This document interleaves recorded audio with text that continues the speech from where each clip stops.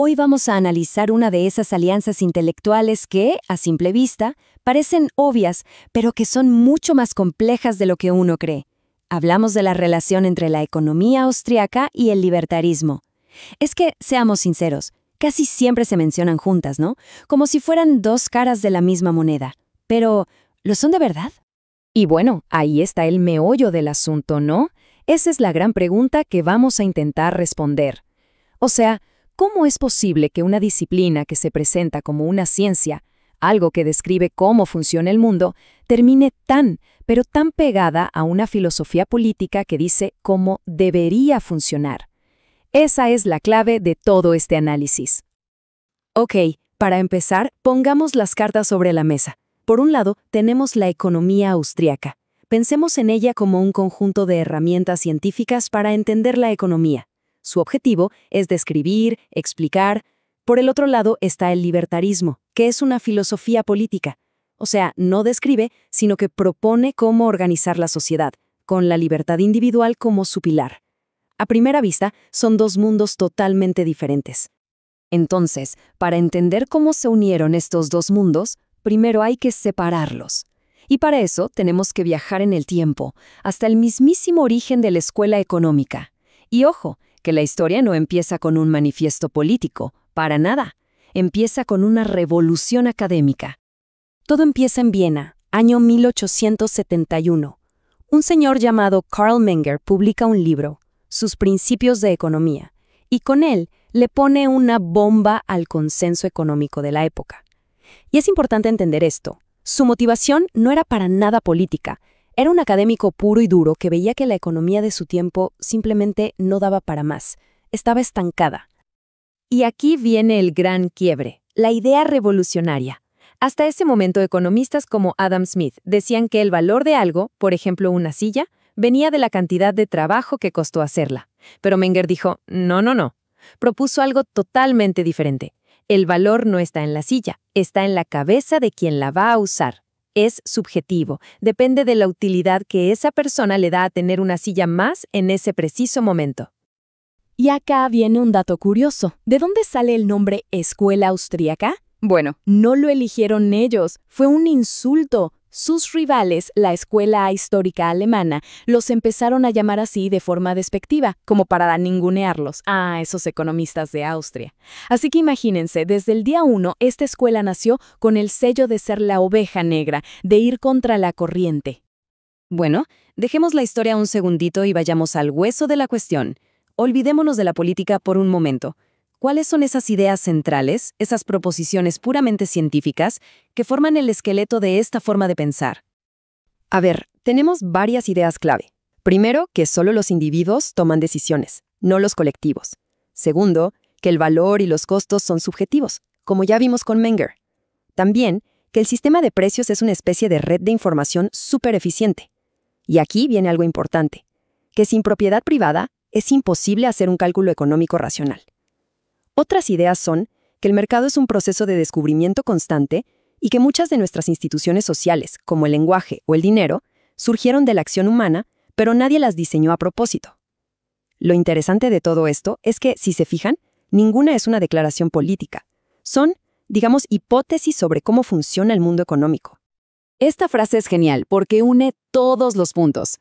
Básicamente lo que dice es que los derechos de propiedad nos dan las reglas del juego. Y dentro de ese juego, los precios son como señales que nos guían, las ganancias son el premio que nos motiva a seguir, y las pérdidas son el correctivo que nos dice, por ahí no es. Es todo un sistema que se autoorganiza sin que nadie tenga que estar arriba dirigiendo todo.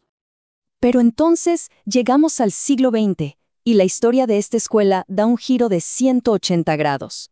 Un evento histórico brutal no solo desparramó a sus pensadores por el mundo, sino que cambió para siempre cómo se vería a esta escuela desde afuera.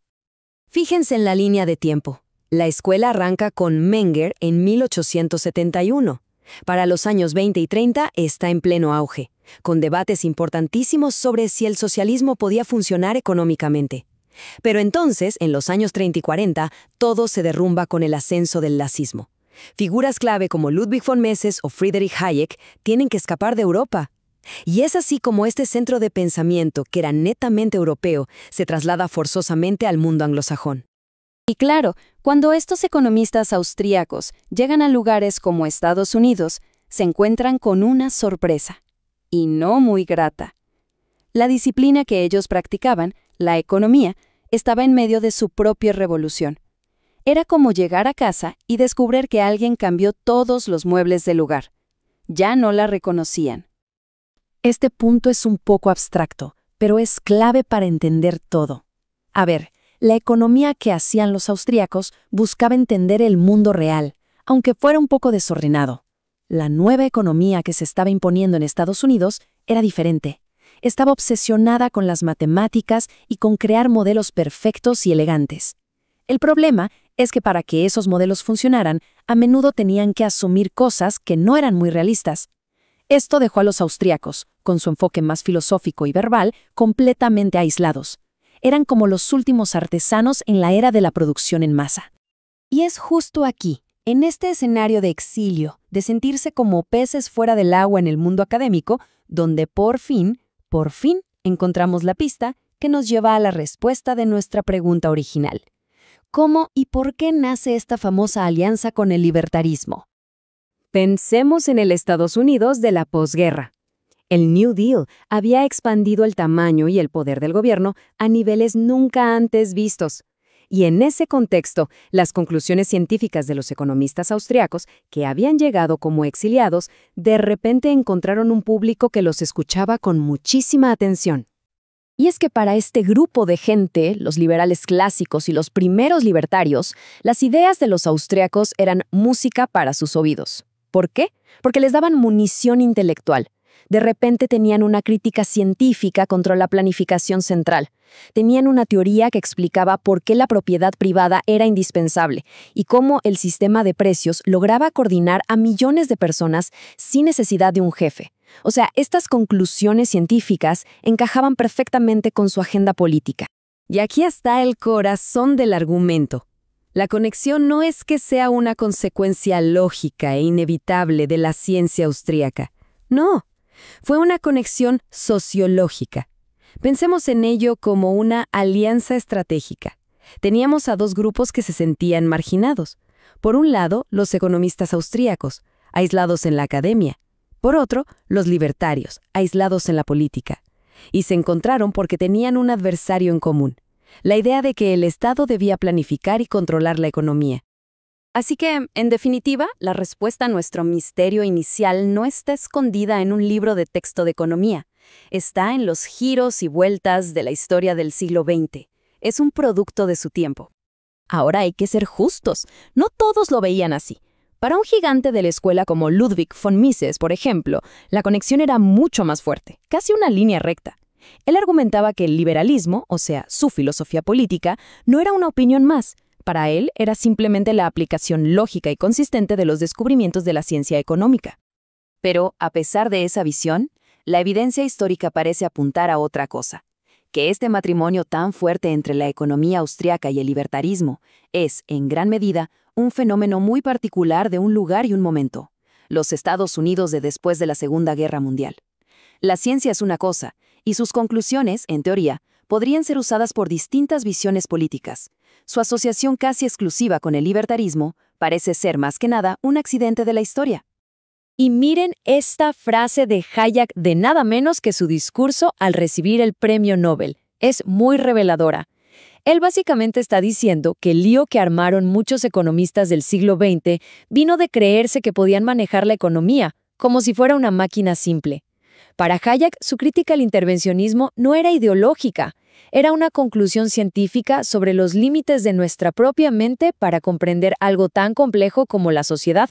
Así que, para resumirlo en una frase, podríamos decir esto. La ciencia económica austríaca puede explicar por qué una persona llega a tener ciertas posturas sobre el mercado. Pero es la sociología la que explica por qué todas esas personas terminaron formando un equipo, una coalición con el movimiento libertario. Y terminamos con una pregunta que queda flotando en el aire. Si bien vimos que la conexión no era, digamos, inevitable, este caso nos deja pensando.